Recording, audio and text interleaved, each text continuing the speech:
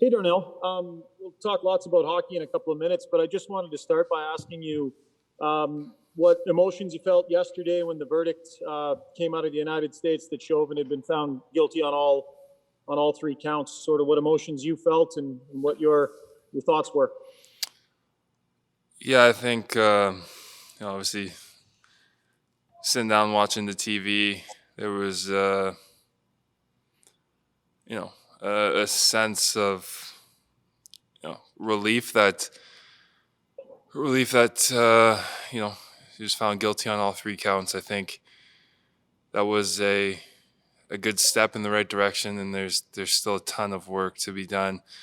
With regards to systematic racism, with regards to equality throughout the world, and I think we all sat and watched during a lot of downtime and saw a man get murdered in the video, and to see to see that the jury saw it that way, and the way the prosecution fought for everyone, really. As a person of color, as a black man, there was definitely a sense of relief to see that he was found guilty. With that said, though, it's just a step, and there's still a lot of work to be done.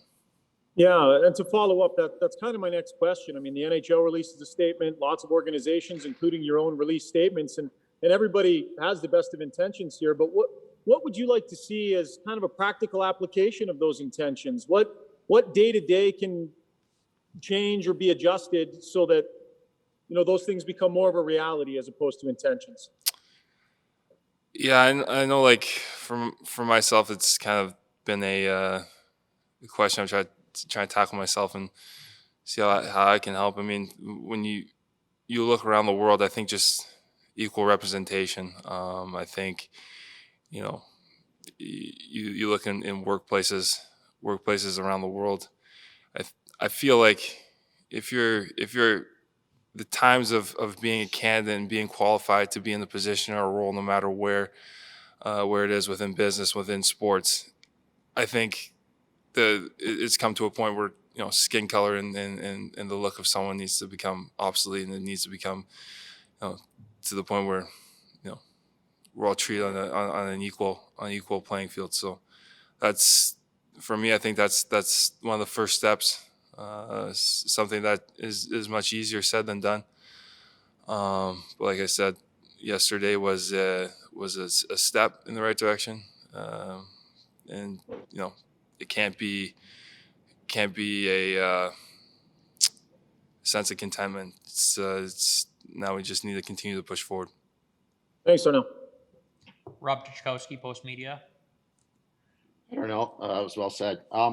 Looking around at the teams in the North, their home records and away records often are the same or even better on the road. I'm just wondering, is it as important this year to get home ice advantage in the playoffs as it normally is, or without fans, is it a much less of a hammer?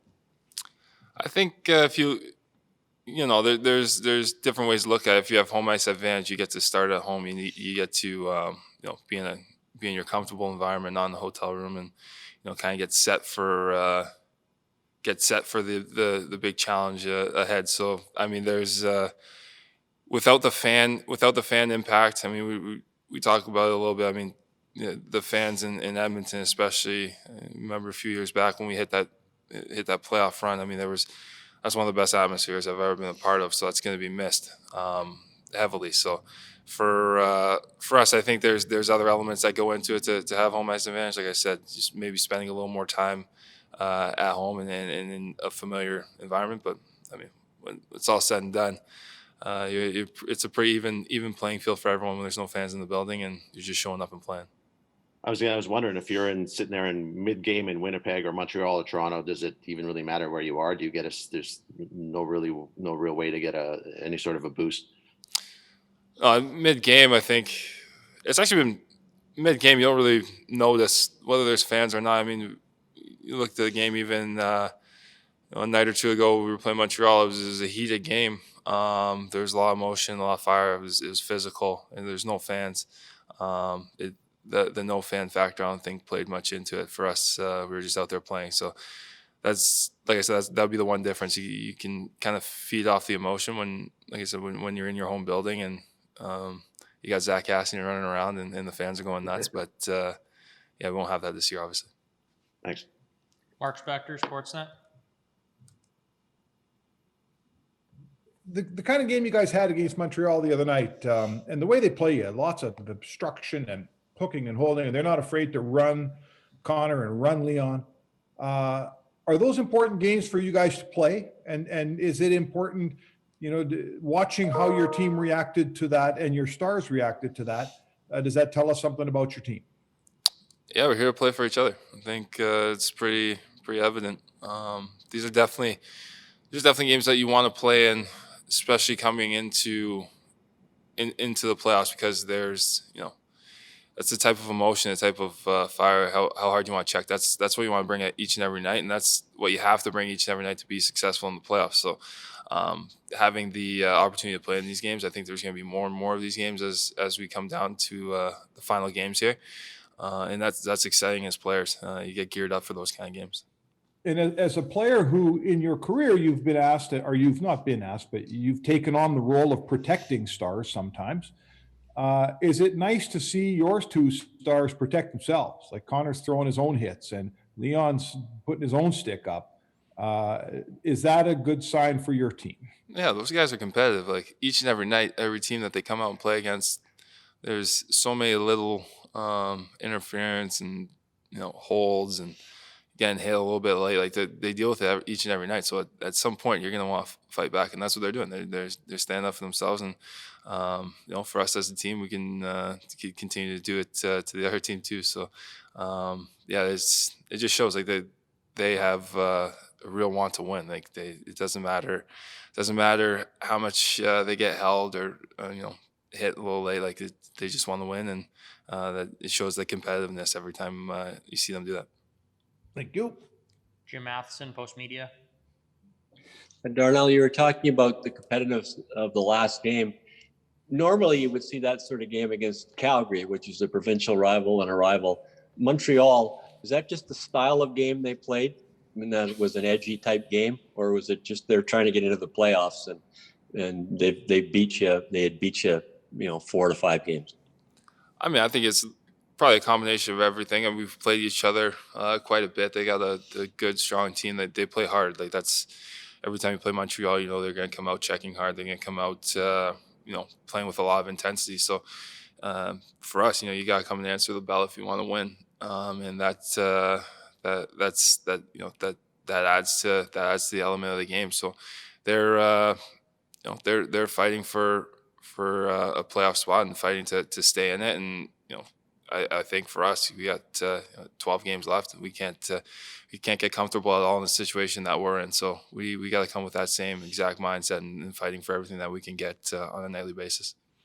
And going back and playing with Ethan Bear, is that like riding a bicycle? Once you've done it, as you did most of last year, is it just, yeah, okay, I don't have to learn anything new about Ethan. I've already played pretty much a whole year with him. Yeah, we played a year together. We played a part of the start of the season together. So he's a good player and fun to play with. And, hopefully we can continue to build off of what we had at the end of last game. And, I think we could be a really good pair, especially, when things get heavy. So I'm looking forward to it. Ryan Rashog. Darnell, excuse me, just on McDavid's third period, like Montreal had played him real tight all year long. He hadn't generated a ton against them, and then he comes out and does what he did in the third period. How impressive is it for a guy to do that against a team that's played him as tight as they did?